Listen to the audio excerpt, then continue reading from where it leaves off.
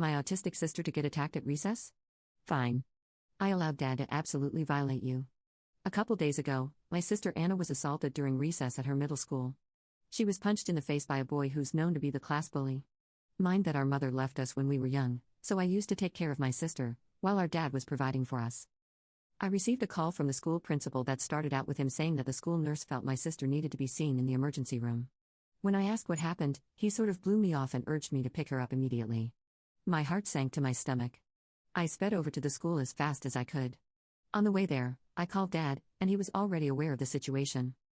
He also just left work to go to school, so that made me feel a bit better. When I got there, I went to front office and saw my sister sitting by herself with an ice pack over her right eye. For context, my sister is nonverbal and has autism.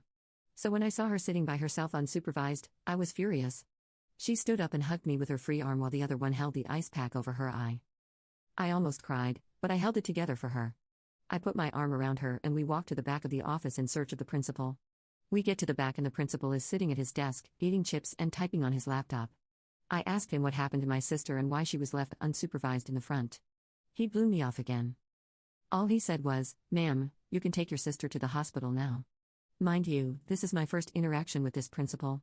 We don't have an established relationship, so I'm flabbergasted at his rudeness. Also, she clearly doesn't need to go to the ER. She's not crying or throwing a fit. The only evidence of injury is a small ice pack over her eye. He brashly continues telling me that he's not sure what else he can do for me. He states that he's already advised me to seek out medical attention for my sister, but if I don't comply with his advice, it's not his problem. At this moment, I absolutely lost it. I began screaming and cursing like a sailor. Tears rolled down my eyes as I yelled at him about how unhelpful he was and how hard it is to deal with schooling staff that disregard my child's special needs.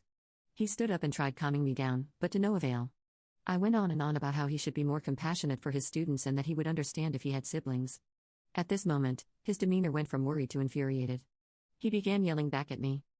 He told me he lost his first sibling a couple months ago due to a freak car accident. He said I have no right to judge his authority and he's trying his best to overcome his own personal circumstances. He told me that if his sibling was alive right now, he would take him to the hospital without hesitation rather than storming to the back of the office and causing a ruckus in front of his child. I froze. I truly didn't have anything to say. I felt horrible for losing my temper and criticizing this man. However, at the same time, I knew my sister did not need medical attention for a bruised eye. I don't know his financial circumstances, but I know that I can't afford outrageous hospital prices unless it's severe. I looked down at my sister who seemed calm but confused. She's looking up at me with her head turned to the side and biting her finger for context. Autistic children will bite or chew on their fingers in order to alleviate anxiety or stress, and this is definitely a stressful and anxiety-inducing situation I put my sister in. I felt terrible and tried apologizing to the principal. In the middle of me trying to right my wrongs, he cuts me off, begins yelling at me to get out of his office. At this moment, I turn around to the sound of heavy footsteps and see